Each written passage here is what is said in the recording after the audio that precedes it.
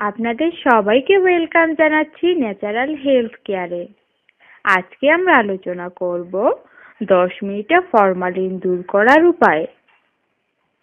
1. সবজি রান্না করার আগে 10 থেকে 15 মিনিট গরম পানির মাঝে বেশ খানিকটা লবণ মিশিয়ে তাতে ডুবিয়ে রাখুন। পানিটা সম্পূর্ণ ফেলে দিয়ে আবার পরিষ্কার পানি দিয়ে ধুয়ে নিন। 2. ফল খাওয়ার সময় কমপক্ষে 1 ঘন্টা ভিজিয়ে রাখুন স্বাভাবিক তাপমাত্রার পানিতে। আপেল জাতীয় ফলের ক্ষেত্রেও খোসা ছিলে তারপর খান। 3.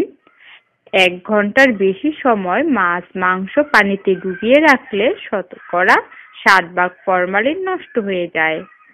4. প্রথমে চাল দেওয়া পানিতে মাছ ভিজিয়ে রাখুন ঘন্টাখানেক। তারপর সাধারণ পানিতে ভালোভাবে ধুয়ে নিলে 70% ফরমালিন দূর হয়। 5. ভিনেগার ও পানি একসাথে মিশিয়ে 15 মিনিট মাছ মাংস ডুবিয়ে রাখলে শতকরা 100% ফরমালিন নষ্ট হয়ে যায়। 6. শুটকি মাছে প্রচুর পরিমাণ ফরমালিন দেওয়া হয় এখন।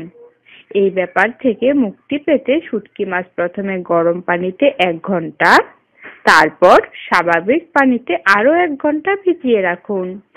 ফরমালিন মুক্ত হবার পাশাপাশি স্বাদও বাড়বে।